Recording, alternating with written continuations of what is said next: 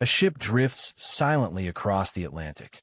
Its sails are half set, its wheel unmanned. From a distance, it looks alive. But as another vessel approaches, one truth becomes horrifyingly clear: there isn't a single soul on board. This was December 1872, when the crew of the Dei Grazia spotted the wandering brigantine, the Mary Celeste. At first glance, the ship seemed perfectly fine. No storm damage, no smoke, no sign of attack. Yet as they drew closer, the silence around it felt unnatural, almost menacing, like the ocean itself was holding its breath. Captain David Morehouse of the Dei Grazia ordered a boarding party. His sailors climbed aboard the Mary Celeste, stepping into an eerie stillness. The deck was empty. The lifeboat was missing. Below deck, the cargo was intact, barrels of industrial alcohol neatly secured. Even the crew's belongings, from clothing to pipes to children's toys, were untouched. But the people? Gone. The logbook ended abruptly days before. A meal sat half-prepared. A sewing project lay unfinished. The ship wasn't sinking, it wasn't burning, it wasn't looted. Yet the crew, including the captain's wife and 2-year-old daughter, had abandoned it in the middle of the ocean without a trace. For the sailors of the Dei Grazia, it was like stepping into a nightmare. Every creak of wood, every flap of the sails, sounded like echoes of a vanished crew. They hadn't just found a ship, they had uncovered a mystery that would haunt history forever. The Mary Celeste wasn't just any ship. She was built to be tough, a solid brigantine designed to handle the unforgiving Atlantic. Launched in 1861 in Nova Scotia, she had already changed hands several times before fate handed her to Captain Benjamin Briggs, an experienced, respected seaman. In November 1872, Briggs prepared for what should have been a routine voyage. The cargo: over 1,700 barrels of industrial alcohol. The route: New York to Genoa, Italy. On board with him were his wife, Sarah, their 2-year-old daughter Sophia, and a crew of 7 skilled sailors. By all accounts, Briggs was cautious, disciplined, and deeply religious. This was not a reckless man. He handpicked his crew carefully. Nothing about this voyage seemed unusual. But less than a month later, the Mary Celeste would be discovered adrift, abandoned, and forever branded as one of the greatest maritime mysteries of all time. Why did the disappearance of her crew send shockwaves across the world? Because nothing about it made sense. If a storm had struck, the ship would show damage. If pirates had attacked, the cargo would be stolen. If disease had spread, bodies would remain on board. But the Mary Celeste floated unharmed, cargo untouched, meals unfinished. For investigators, it was like staring into a riddle written on water. Captain Briggs wasn't known to panic. In fact, sailors who knew him insisted he would have never left a seaworthy ship unless he had no choice. But then why was the lifeboat missing? Why had the navigation instruments been taken? It seemed like a deliberate evacuation. But for what reason? The ship wasn't sinking. It wasn't even close to sinking. The most unsettling part? There was no sign of violence, no struggle, no blood. It was as if the crew had simply walked off the ship together and disappeared into the horizon. Newspapers of the time couldn't get enough of the story. They painted the Mary Celeste as a cursed vessel, a ghost ship that devoured its own crew. Some called it a supernatural omen. Others whispered about sea monsters, while skeptics accused Captain Morehouse of foul play, claiming he engineered the disappearance to claim salvage rights. But no evidence supported that. The truth was far stranger. There were no answers at all. The Mary Celeste was eventually sailed to Gibraltar, where a lengthy investigation tried to piece together the mystery. But every clue only raised more questions. The ship was in working order, the crew's possessions were safe, and the cargo nearly untouched.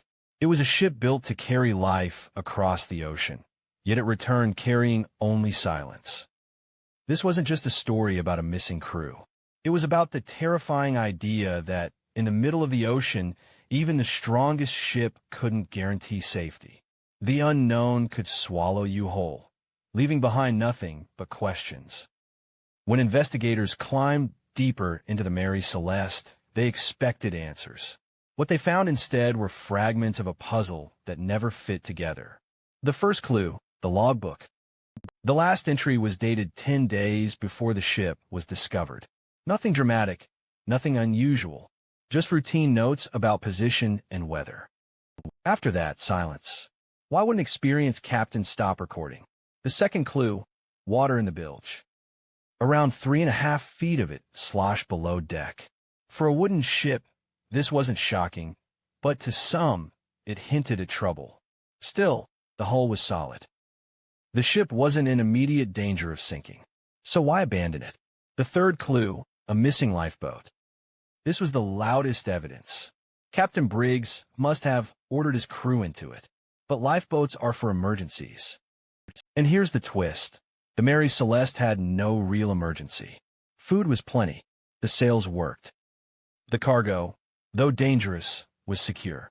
Then came the strangest discovery. 9 empty barrels in the hold. They had leaked, possibly releasing alcoholic fumes. Could Briggs have feared an explosion? Industrial alcohol was volatile, and even a faint smell of gas might have terrified the crew.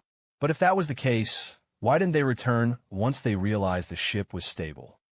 Some claimed the sails were set in a way that suggested a hasty departure. Ropes were hanging over the side, as if a lifeboat had been quickly lowered. But everything else, from clothes to children's toys, was left behind. No one prepares for survival and abandons basic supplies. And then, the human details. A child's doll left in the captain's cabin. A sewing machine with fabric still threaded. A galley with food half prepared, as if someone had been interrupted mid-task. These details hit hardest because they revealed the Mary Celeste wasn't just a ship. It was a floating home. Families don't leave without a fight, unless something absolutely forced them. The mystery only deepened when experts studied the ship itself. No scorch marks from fire. No broken masts from storms. No blood. No signs of piracy. No evidence of struggle. Just an eerily intact vessel, fully capable of finishing its voyage, missing only the one thing that met the people. Imagine the frustration of those investigators in Gibraltar, going over every clue again and again, trying to reconstruct a story that refused to take shape. Every theory collapsed under the weight of contradiction. Every answer led to another question. And so the Mary Celeste was released, its mystery unsolved. It sailed again, under new captains, but never shed its reputation as a cursed ship. Sailors whispered about it in taverns, terrified and fascinated all at once.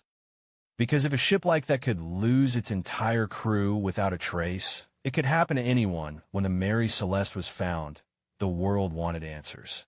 But in the absence of facts, theories multiplied like wildfire. Some were logical, others wild, yet all carried the weight of fear.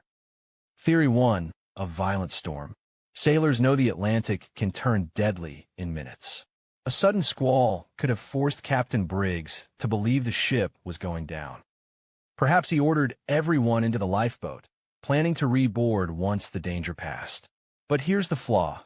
The Mary Celeste was still seaworthy when discovered. The storm would have left more scars, torn sails, broken masts. None were found. Theory 2, piracy. The 19th century was not free of sea raiders. Pirates could have attacked, taken the crew, and left the ship. But why leave the cargo? Industrial alcohol was valuable. Pirates don't sail away empty-handed. Theory 3, mutiny. Maybe the crew turned against Briggs, killed him and his family, then fled. But again, there was no sign of struggle, no blood, no damage. And abandoning a perfectly good ship for a small lifeboat in the open Atlantic would have been suicide. Theory 4, alcohol fumes. This is one of the most popular. 9 barrels had leaked. If fumes filled the ship, Briggs may have feared an explosion. Imagine the panic of smelling toxic vapors with your wife and child on board. Perhaps he ordered everyone into the lifeboat, tying it to the Mary Celeste with a rope. A sudden change in wind or a snapped line could have separated them forever, leaving the ship to drift alone. This theory explains much, but not why no one returned once the danger passed. Theory 5. Supernatural forces. Newspapers of the time loved this one. They spoke of sea monsters, giant squids, even ghosts rising from the deep. For a Victorian audience obsessed with mystery and the unknown, the Mary Celeste became a stage for every nightmare. Writers like Sir Arthur Conan Doyle fueled the legend, spinning fictionalized accounts that blurred fact with imagination. And then, there are the stranger whisperers. Some claim Captain Morehouse of the Dei Grazia staged the whole thing for insurance money, but investigators never found proof. Others believe the crew fell victim to a waterspout, a tornado at sea, which could have soaked the ship and made it appear doomed, forcing a quick evacuation. Again, possible, but no evidence. The truth? None of these theories completely fit. The storm theory fails. The mutiny theory collapses. The piracy theory is weak. The alcohol fume theory makes sense, until you ask why an experienced captain like Briggs wouldn't return. And so, the Mary Celeste remains suspended between fact and a ship too intact to explain its loss, a crew too vanished to tell their story. Every theory scratches the surface, but none unlocks the truth. That's why more than 150 years later, we're still asking, what really happened out there on the air? The Mary Celeste is more than just a ghost story at sea. It's a mirror reflecting our deepest fears.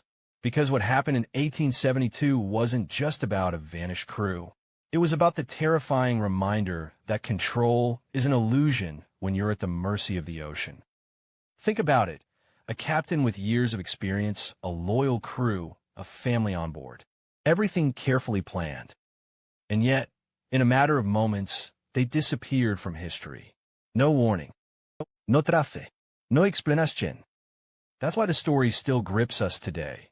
It proves that no matter how advanced or prepared we are, the unknown still holds power over us.